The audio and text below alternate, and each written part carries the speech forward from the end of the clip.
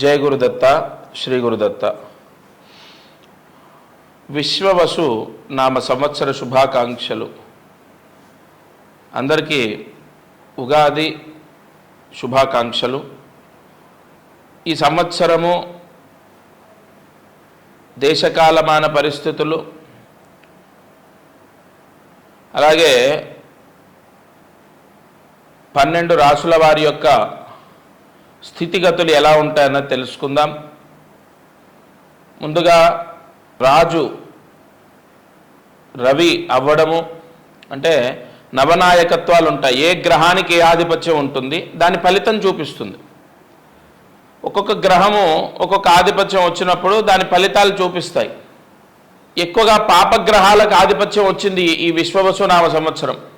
శనికి ఒక ఆధిపత్యం వస్తే దాని ఫలితం అంటే ఆ సంవత్సరము పాడి పరిశ్రమలో అనేక నష్టాలు రావటము, లేదా కుజగ్రహానికి ఆధిపత్యం వచ్చినప్పుడు ఎక్కువగా గొడవలు యుద్ధాలు అంటే దేశాలకే కాదండి, మన ఇంట్లో కూడా తరచూ ఏదో గొడవలను, లేదంటే చిన్న చిన్న విషయాలకు ఎక్కువ మందితో గొడవలు, ఎక్కువ ప్రదేశాల్లో గొడవలు కుజగ్రహానికి ఆధిపత్యం వచ్చినప్పుడు. అలా ఒక్కొక్క గ్రహానికి ఆధిపత్యాలు ఉన్నప్పుడు ఆ పరిస్థితులు, ఆ ప్రభావాలు మనుషులపైన పడతాయి. మీరు గమనించినట్లయితే ఒక సంవత్సరము క్రైమ్ ఎక్కువగా ఉంటుంది, ఒక సంవత్సరం తగ్గిపోతుంది. లేదా అనారోగ్య సమస్యలు ఒక సంవత్సరం ఎక్కువగా ఉంటాయి, ఒక సంవత్సరం తగ్గిపోతూ ఉంటాయి. అకాల వర్షాలు ఒక సంవత్సరం ఉంటాయి, ఒక సంవత్సరం తగ్గిపోతాయి. అలా వాటి యొక్క ప్రభావం అవి చూపిస్తాయి. ఆధిపత్యాలు వచ్చినప్పుడే కదా, మనమైనా కూడా అంతే. ఆ ఆధిపత్యం వచ్చినప్పుడు ఆ విధంగా అంటే వాటి యొక్క ప్రభావం మనుష్యులపైన పడే అవకాశాలు ఉంటాయి. మానవాళిపైన ప్రకృతి గ్రహాల యొక్క ఎఫెక్ట్ అంతా ఎలా మానవాళిపైన పడుతుందంటే ప్రకృతి రూపేణ వచ్చే అవకాశాలు కూడా ఉంటాయి. ఈ రవికి 4 ఆధిపత్యాలు వచ్చాయి. రవి పాపగ్రహం, సూర్యగ్రహానికి ఆధిపత్యం రావడం కొన్ని విషయాల్లో మంచిదే. రాజు రవి అవ్వడం, సేనాధిపతి రవి అవ్వడం, అర్ఘాధిపతి రవి అవ్వడం, రాజు సేనాధిపతి అంటే మనందరికీ అర్థమయ్యే భాషలో ఈ పోలీస్ డిపార్ట్మెంట్ అనుకోండి, మిలిటరీ డిపార్ట్మెంట్ అనుకోండి, ఒక హోమ్ మినిస్టర్ లాగా అనుకోండి. ఈ రాజు సేనాధిపతి, అర్ఘాధిపతి ఈ రవి అవ్వడం జరిగింది.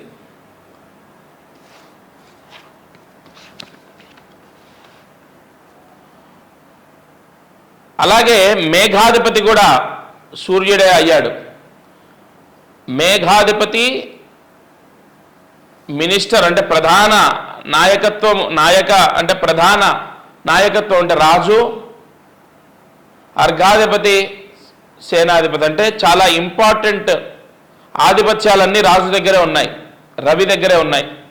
మామూలుగా 9 గ్రహాల్లో రాజు ఎవరే అంటే రవే.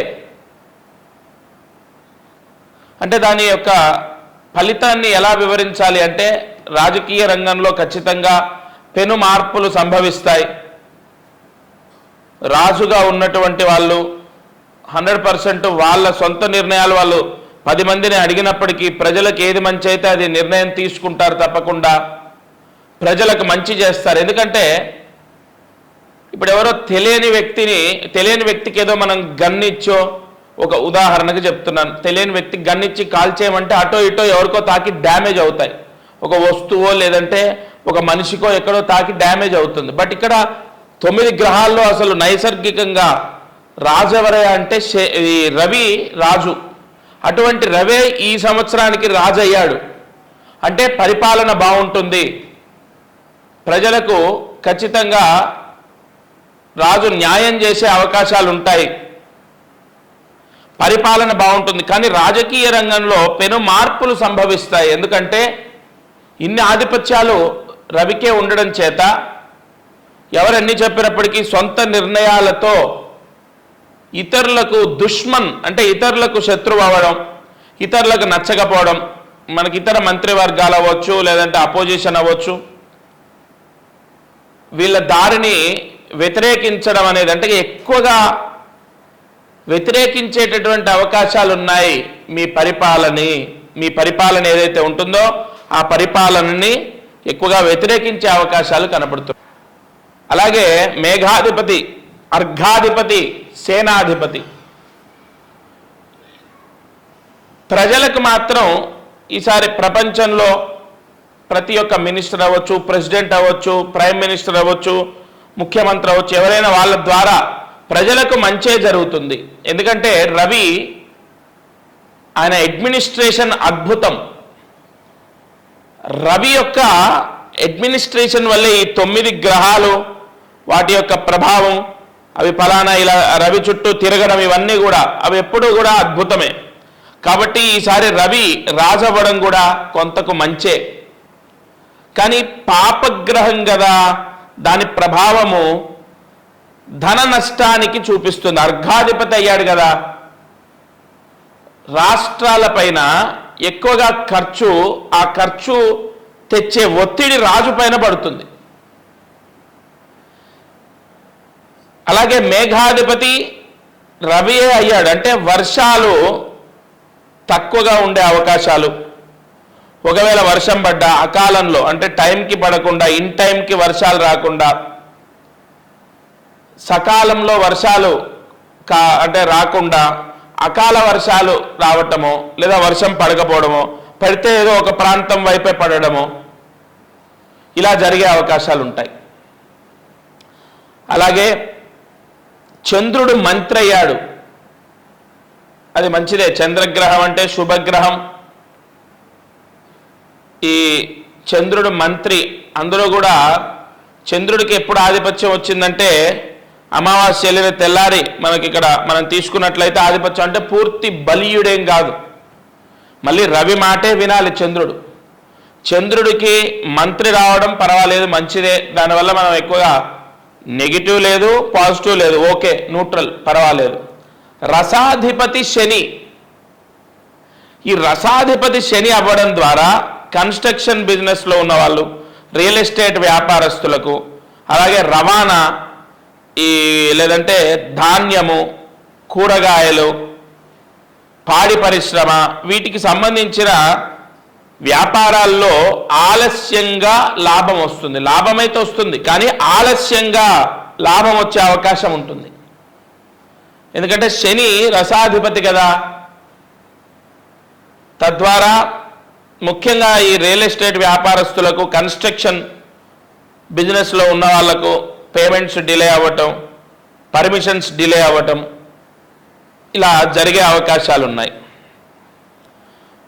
పూర్వ సస్యాధిపతి గురువు, ఈ పూర్వ సస్యాధిపతి గురువు కాబట్టి శుభాలు ఎక్కువగా జరుగుతాయి.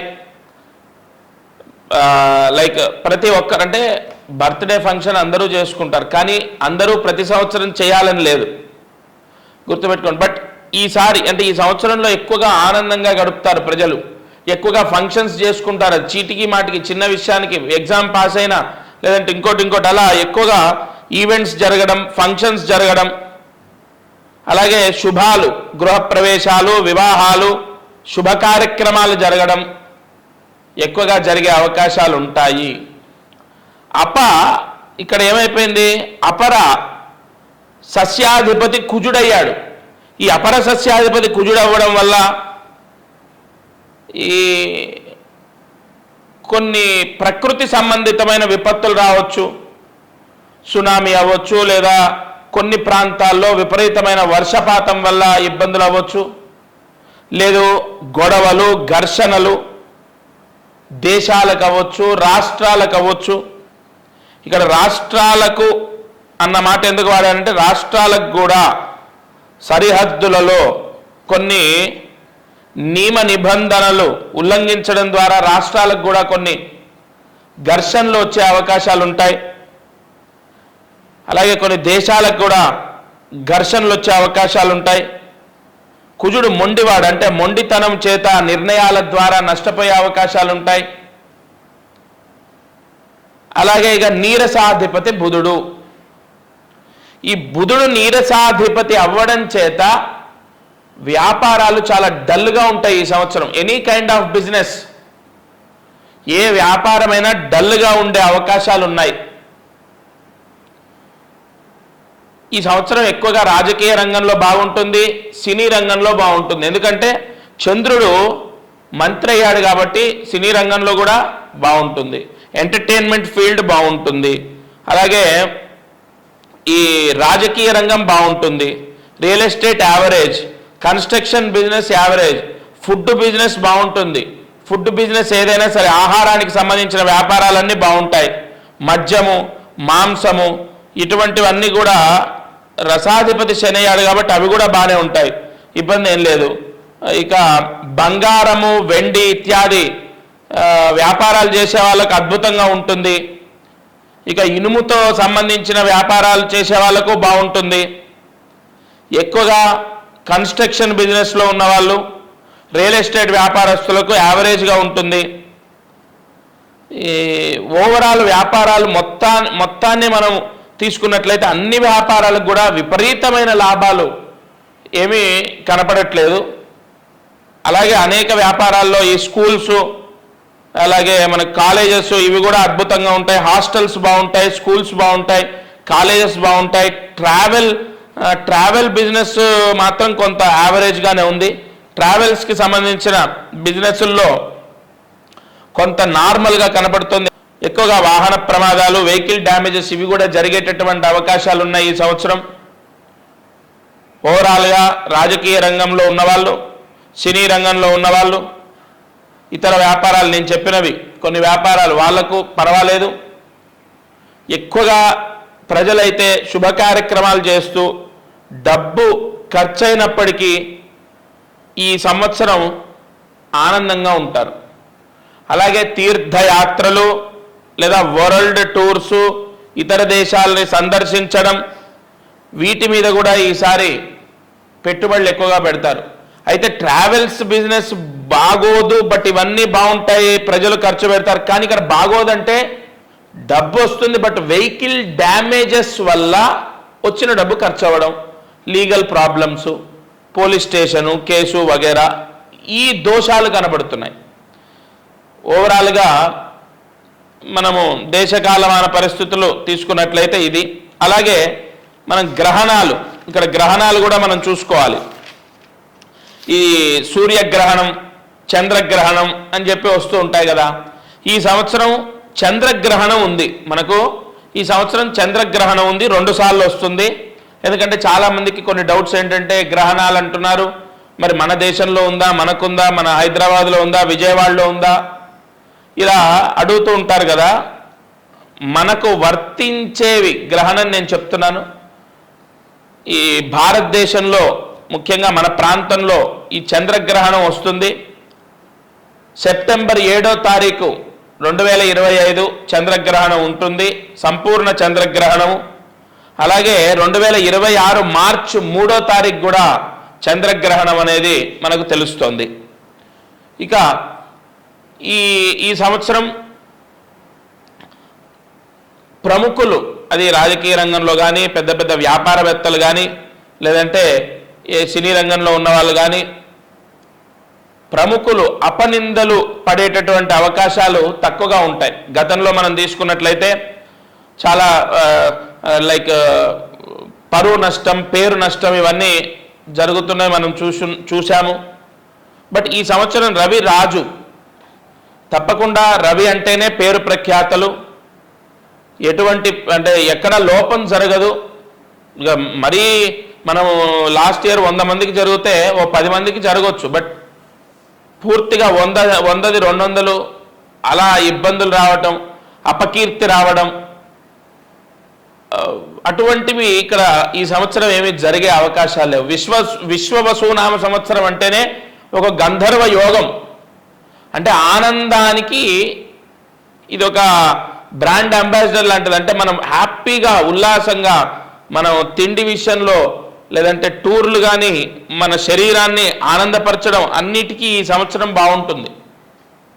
అనేక యాత్రలు అవ్వచ్చు, అనేక ఎంటర్టైన్మెంట్ సర్వీసుల్లో చాలా అద్భుతంగా ప్రజలు ఆనందంగా ఉంటారు.